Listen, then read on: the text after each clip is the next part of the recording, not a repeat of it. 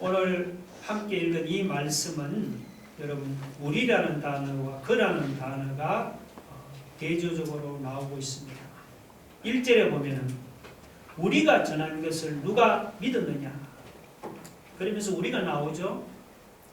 그 다음 2절에 보면은 그는 주 앞에서 자라나기를 연한 순 같고 그러면서 그가 나옵니다. 그리고 2절 끝에 보면 우리가 보기에 흠모할 만한 아름다운 것이 없도다 그러면서 우리가 나오죠.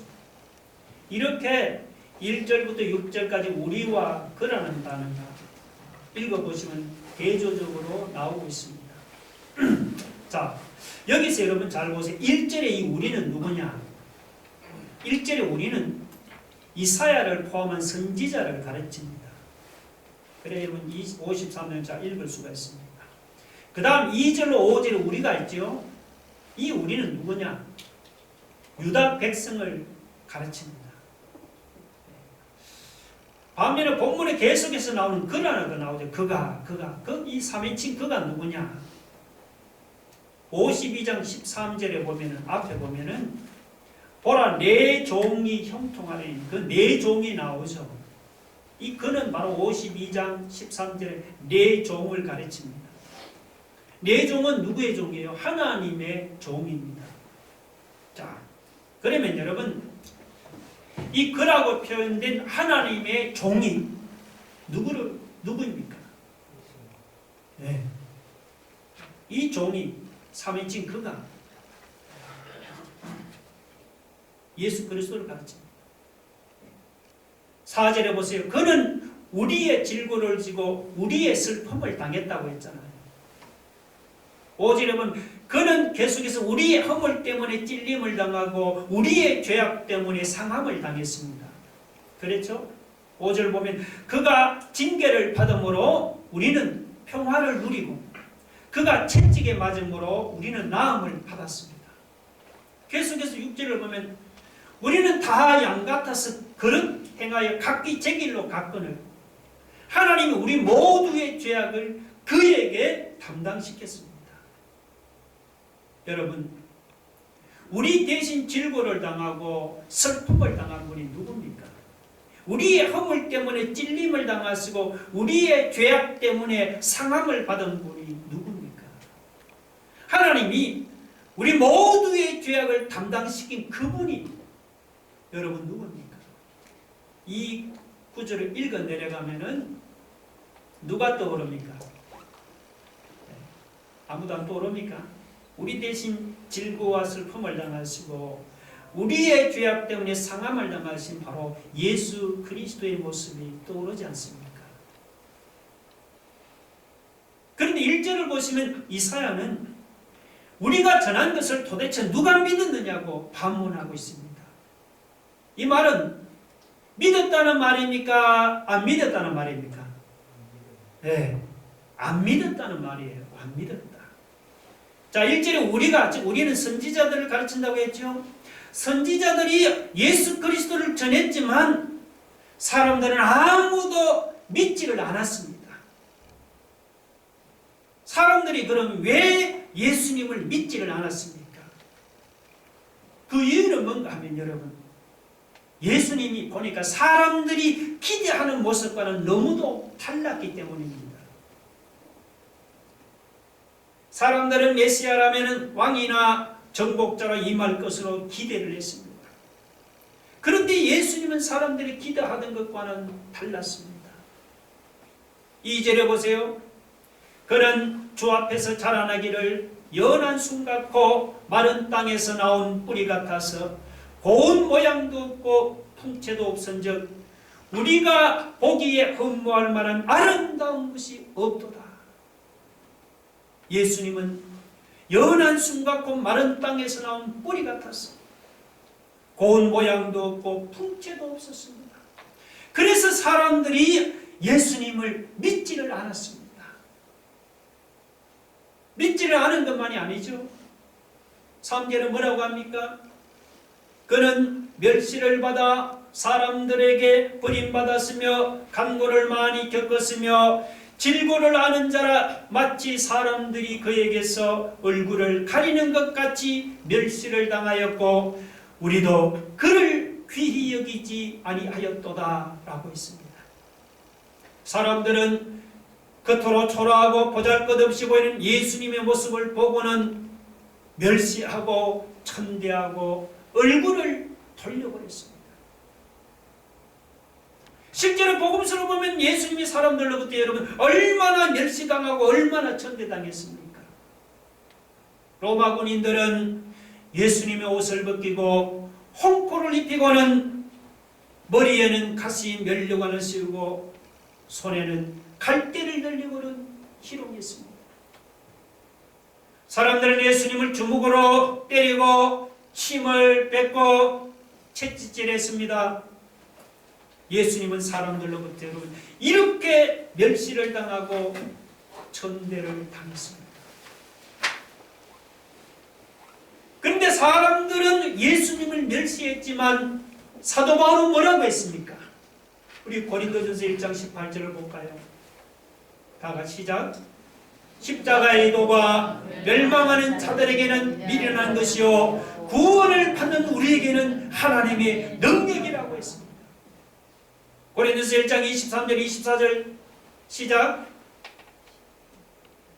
읽어볼까요?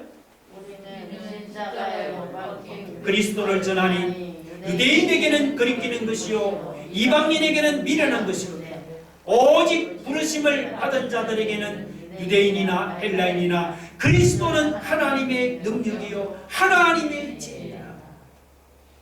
세상 사람들은 십자가의 예수님을 미련하고 거리끼는 것이라고 무시하고 멸시하고 천대했습니다.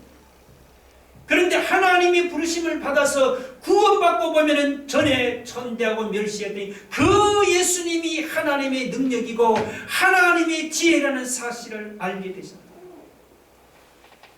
그래서 바울이 내린 결론이 무엇입니까? 고린도전서 2장 2절입니다. 또 한번 읽어봅시다. 시작. 내가 너희 중에서 예수 그리스도와 그가 십자가에 못 박이신 것 외에는 아무것도 알지 아니하기로 작정하였습니다. 바울은 다메섹 도상에서 하나님의 부르심을 받고 구원받은 후에는 예수 그리스도와 그가 십자가에 못 박이신 것 외에는 아무것도 알지 않기로 작정을 했습니다. 여러분도 하나님의 부르심을 받아서 구원을 받았습니까? 그러면 바울처럼 우리는 세상 사람들이 무시하고 멸시하는 예수 그리스도와 그가 십자가에 못 박이신 것 외에는 아무것도 알지 아니하기로 작정하고 예수님과 십자가만을 높이고 자랑하기를 바랍니다.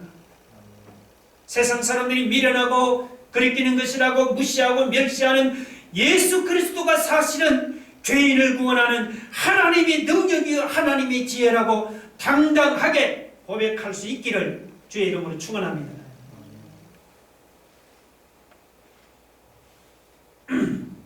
오늘 이 본문을 여러분 글을 빼고 예수님을 넣어서 한번 읽으면 어떻게 됩니까? 그러면 2절을 예수님은 연한 숨같고 마른 땅에서 나온 뿌리같이 고운 모양도 없고 풍채도 없어 우리가 보기에 흠모할 만한 아름다운 것이 없습니다. 4절은 3절을 보면 예수님은 사람들로부터 멸시받아서 버림받고 간고를 많이 겪었습니다. 4절은 예수님은 질고를 지고 슬픔을 당하고 고난을 당했습니다. 5절에 예수님은 찔림을 당하고 상함을 당하고 징계를 당하고 채찍에 맞았습니다. 실제로 복음서를 보면 예수님의 삶은 오늘 여기서 이사야가 예언하는 것과 너무도 똑같지요. 예수님의 삶은 연한 순이나 마른 땅에서 나온 뿌리같이 정말 미미하고 보잘것없었습니다. 왕이나 정복자 같은 세상 권력이나 군대라고는 전혀 없었습니다. 인간적으로도 보면 흠모할 만한 고운 모양이나 풍채나 아름다운 곳이라고는 전혀 찾아볼 수가 없었습니다. 예수님은 항상 가난했고 항상 슬픔을 당했습니다. 예수님은 늘 질병의 고통을 짊어지고 징벌을 당하고 고난을 당했습니다. 창에도 찔리고 못에도 찔렸습니다. 찔리기만 한 것이 아니죠. 예수님은 산채로 십자가에 달렸습니다. 예수님은 몸도 상하시고 마음도 상했습니다. 예수님은 지은 죄가 전혀 없는데도 징계를 받고 채찍에도 맞았습니다. 침뱉음을 당하고 손바닥으로 뺨을 맞는 수모도 당했습니다. 가시관을 쓴 이마에서는 피가 흘러내렸습니다. 사람들은 예수님을 거짓말쟁이요, 군중을 선동하는 자요, 거짓 선지자요, 반역자라고 몰아서 그냥 욕이란 욕은 다 퍼붓고 예수님을 십자가에 매달아 처형해 버렸습니다.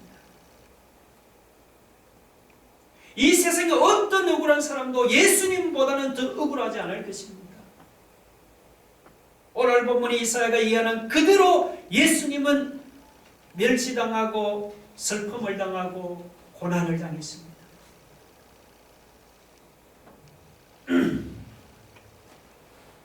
그런데도 사람들은 예수님이 왜 멸시당하고 왜 버림당해야 하는지를 몰랐습니다.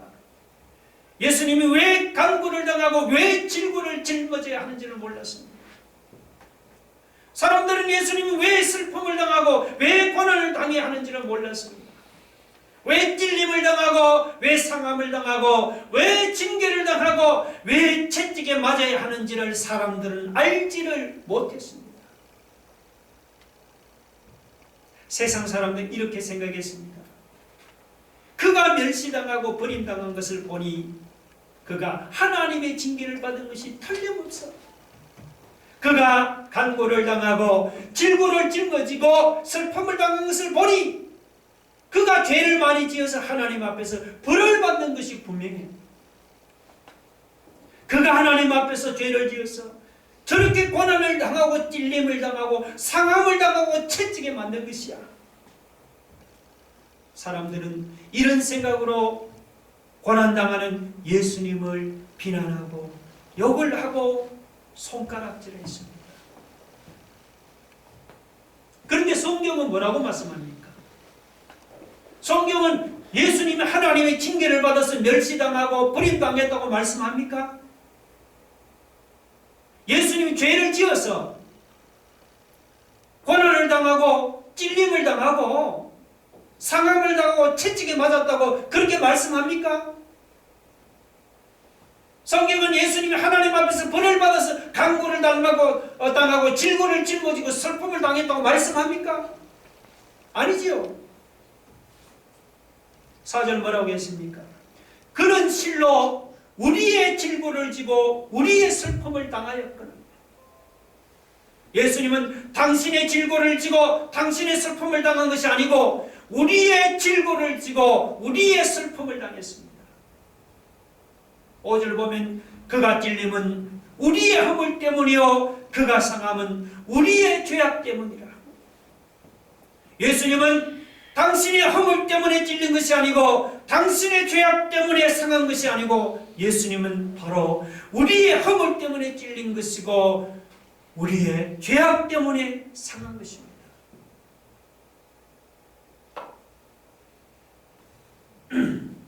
그런데 5절을 보면 놀라운 일이 일어났습니다. 그가 징계를 받음으로 우리는 평화를 누리고 그가 채찍에 맞음으로 우리는 나음을 받았도다. 예수님이 채찍에 맞아서 등에 피가 흐를 때 우리 마음에 있던 상처가 치료되었고 나음을 받았습니다. 예수님이 징계를 받음으로 우리는 평화를 누리게 되었습니다. 예수님이 십자가에 못 박여서 찔림을 당하시고 고난을 당함으로써 우리의 모든 죄가 사함을 받았습니다. 할렐루야. 아직도 여러분 십자가가 남의 일처럼 느껴집니까?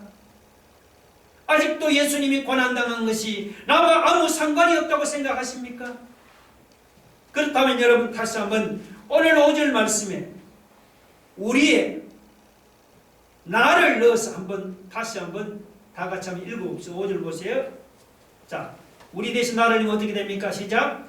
그가 찔림은 나의 허물 때문이고 그가 상함은 나의 죄악 때문이고 그가 징계를 받음으로 나는 평화를 누리고 그가 채찍에 맞음으로 나는 나음을 받았도다. 할렐루야. 예수님이 죄를 범해서 멸시당하고 버림당한 것이 아닙니다. 옆에는 여러분 이 집사나 김 집사 때문에 예수님이 찔림을 당하고 상함을 받은 것이 아닙니다. 예수님이 다른 사람들의 죄 때문에 채찍에 맞고 고난을 당한 것이 아닙니다. 바로 내 죄 때문에 예수님이 징계를 받고 바로 내 죄 때문에 예수님이 고난을 당하고 십자가에 못 박히신 것입니다. 믿으시면 아멘 하시기 바랍니다.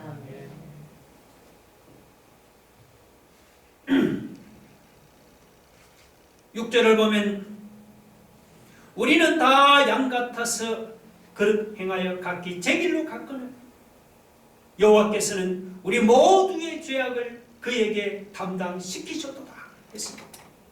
우리는 다 양 같아서 그릇 행하여 각기 제 길로 갔습니다.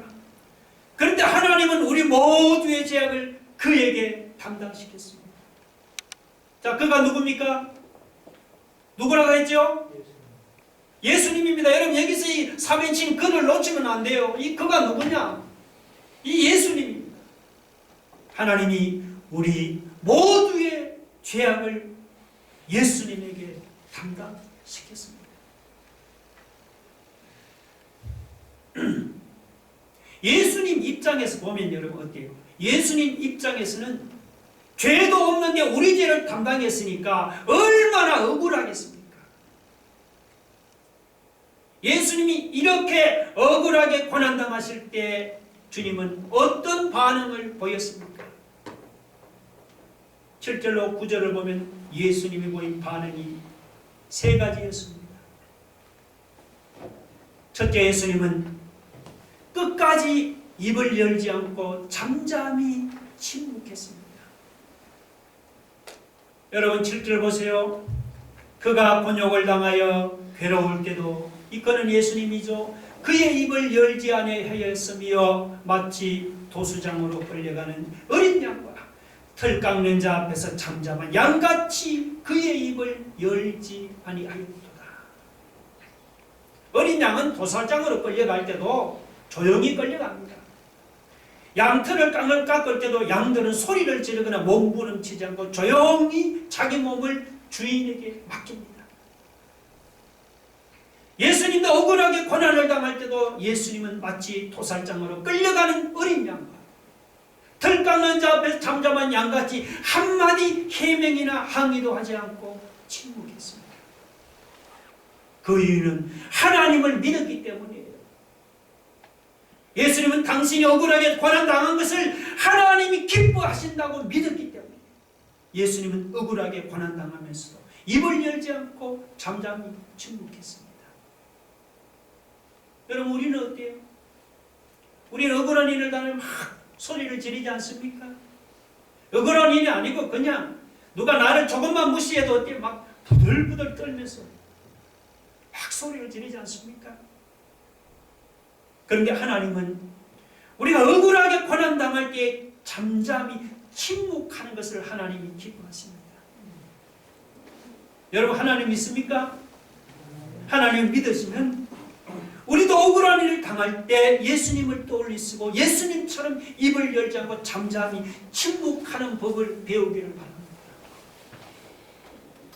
하나님을 믿고 잠잠히 침묵하면 비록 지금은 억울하지만 때가 되면 우리가 당하는 모든 억울한 일을 하나님이 반드시 갚아주실 줄로 믿으시기 바랍니다. 둘째, 예수님은 억울하게 고난당할 때 저항하지 않고 순한 양처럼 순종했습니다.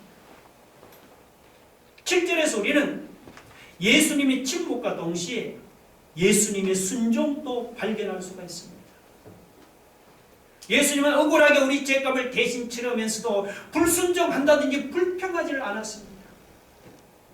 예수님 도살장으로 끌려가는 어린 양과 털 깎는 자 앞에서 잠잠한 양같이 하나님의 뜻에 온전히 순종했습니다.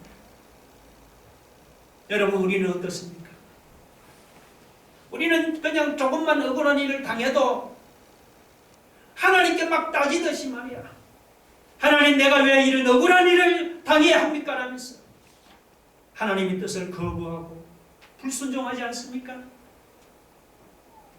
우리는 하나님께 순종하는 것도 어때요? 우리 머리로 생각해서 납득이 되어야만 순종하고, 내 머리로 생각해서 내 머리로 납득이 안 되면 순종하지 않은 것이 아닙니까?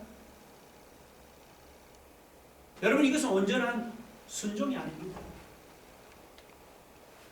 우리가 하나님께 순종하겠다고 말하면서도 따질 거 다 따지고 주장할 거 다 주장해 보세요. 그럼 비록 내 마음은 후련하겠죠. 마음은 후련할지 모르지만 그러면 하나님의 은혜가 더 이상 개입할 여지가 없습니다. 예수님처럼 하나님의 뜻이라면 억울해도 한번 순종해 봅시다. 그러면 비록 당장은 억울하지만 나의 억울함을 갚아주시는 하나님의 은혜와 하나님의 놀라운 위로를 여러분이 체험하게 될 줄로 믿으시 바랍니다. 셋째로, 예수님은 억울하게 고난당할 때 행동이나 말로도 죄를 범하지는 않았습니다. 자, 여러분, 구절을 한번 보세요. 그는 강포를 행하지 아니하였고 그의 입에 거짓이 없었으나, 그렇게 말씀했죠. 이 강포를 행하지 않는다는 것은 남에게 해로운 일을 행하지 않는다는 그런 말이에요.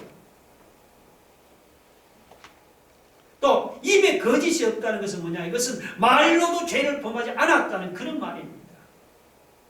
예수님은 억울하게 고난을 당하면서도 말로도 죄를 범하지 않고 행동으로도 죄를 범하지는 않았습니다.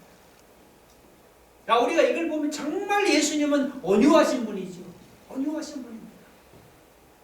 온유하신 예수님에 비해 오늘 우리는 어떻습니까? 그냥 우리는 조금만 억울한 일을 당해도 목소리부터 높이지는 않습니까? 여러분, 지난 한 주간 동안 그런 일이 없었습니까? 그냥 함부로 막 상스러운 욕을 하지 않습니까? 그것도 모자라서 말입니다. 그냥 상대방을 밀치고 뭐 때리고 함부로 폭력을 행사하지 않습니까? 이것이 다 마음이 온유하지를 못하고 마음이 강팍해서 그렇습니다. 오늘 우리 중에 억울하고 원통한 사람이 있습니까? 그렇다고 행동이나 말로 죄를 범하지 맙시다. 내 머리는 납득이 안 된다고 소리를 지르거나 불순종하지는 맙시다. 여러분, 억울하고 원통할 때가 바로 예수님의 온유하심을 배울 때입니다. 억울하고 원통할 때가 바로 예수님의 순종을 배울 때이며, 그때가 바로 우리는 예수님의 침묵을 배울 때인 줄로 여러분이 믿으시기 바랍니다.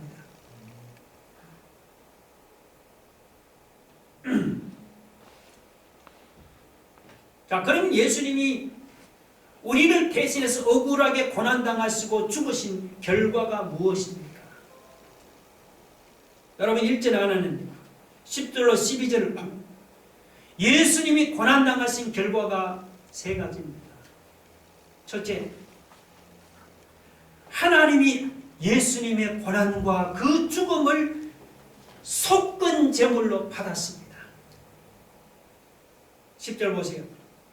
여호와께서 그에게 상함을 받게 하시기를 원하사 질고를 당하게 하셨은즉 그의 영혼을 속건 제물로 드리기 이르며, 그렇게 말씀했죠. 속건 제물이 뭡니까? 속건 제물은 어떤 그 불법 행위를 사함받기 위해서 하나님께 드리는 제물입니다. 우리가 법을 어겼을 때 하나님께 거기에 대한 제물을 드리는 게 속건 제물입니다. 사람은 다 하나님 앞에서 불법을 행했습니다. 그 불법을 행한 결과가 무엇이냐? 바로 사망이요 죽음입니다. 치러야 할 사망과 죽음을 우리 대신 누가 죽은 거예요? 예수님이 우리 대신 억울하게 고난당하시고 십자가에 죽었습니다. 그러니까 예수님이 십자가에 고난당하시고 죽으신 그것이 뭐냐니까 우리 불법을 사함받으려고 하나님께 드리는 속건 제물이었습니다. 예수님이 속건 제물로 드려진 거예요. 여러분 10절을 가만히 보면 주가 여호와죠. 여호와께서 그에게 예수님에게 상함을 받게 하시기를 원하사 질고를 당하게 하셨다고 했습니다. 그러니까 예수님이 십자가에서 상함을 당하고 질고를 당하고 고난을 당하신 것은 그것은 예수님이 원하시는 뜻이기도 해요. 예수님이 원하는 뜻이기도 했지만 동시에 그것은 하나님 아버지가 원하시는 뜻이기도 했단 말이죠. 여러분 그러면 왜 하나님이 왜 하나밖에 없는 외아들을 그렇게 십자가에서 고통스럽고 치욕스러운 죽음을 죽게 했습니까? 왜 자기 아들이 그렇게 죽기를 원했습니까? 그 이유는 왜 그러냐? 의로우신 하나님이 우리 죄인을 구원하려면 그 방법밖에 없기 때문이에요. 다른 방법이 없습니다. 십자가 죄값을 치르지 않고는 우리 죄인을 구원할 다른 방법이 없기 때문에 그래서 하나님은 어떻게 한 거예요? 하나밖에 없는 당신의 사랑하는 외아들을 십자가에 못 박아 죽인 것입니다. 여러분 그러면 여기 10절에서 하나님이 예수님을 속건제물로 받았다는 데는 여기 깊은 의미가 담겨 있습니다. 그것은 뭡니까? 하나님이 당신이 하나밖에 없는 당신의 외아들보다도 저와 여러분을 더 사랑하신다는 그런 뜻이 여기에 담겨 있는 것입니다. 예수님을 당신의 아들을 속건제물로 받으시는 하나님의 모습에서 우리는 당신의 외아들보다도 더 사랑하시는 우리를 더 사랑하시는 그 하나님의 놀라운 사랑을 여러분이 발견할 수 있기를 바랍니다. 둘째 예수님이 우리 대신 억울하게 고난당하심으로써 우리가 의롭다함을 얻었습니다. 11절을 보면 나의 의로운 종이 자기 지식으로 많은 사람을 의롭게 하며 또 그들의 죄악을 친히 담당하리로라고 했습니다. 나의 의로운 종, 하나님의 의로운 종 누구죠? 예수님을 가르칩니다. 여러분 예수님이 십자가에서 우리 대신 억울하게 고난당하심으로써 많은 사람들을 의롭게 했습니다. 그런데 더 놀라운 사실은 여러분 11절을 보면 예수님이 이렇게 우리 대신 억울하게 고난을 당하면서도 주님은 한마디 원망이나 불평이 없었습니다. 도리어 뭐라고 하죠? 11절에 보면 그가 자기 영혼의 수고한 것을 보고 뭐라고 합니까? 만족하게 여길 것이라고 했습니다. 예수님이 우리를 어렵게 하시려고 당신이 억울하게 고난당하고 수고한 것을 보고는 억울하고 원통하다 그런 게 아니고 오히려 그 마음에 흡족함과 만족함을 느꼈단 말이죠. 혹시 여러분 중에 나는 억울하고 원통하다고 생각하는 사람이 있습니까? 그렇다고 억울하고 원통한 것만 자꾸 이러면 생각하지 마세요. 여러분 내가 억울하고 원통한 것만 자꾸 생각하면 마음에 화병이 생겨요. 화병. 그걸 빨리 죽어요. 원통하고 억울한 사람은 우리보다 더 원통하고 억울함을 당하면서도 불평 원망하지 않고 마음에 만족을 느끼신 그 예수 그리스도를 생각하란 말이죠. 그 예수님을 생각하면 오늘 내 안에 있는 모든 억울하고 원통한 생각이 다 사라집니다. 마음이 흡족해지는 만족을 느끼게 될 줄을 믿으시 바랍니다.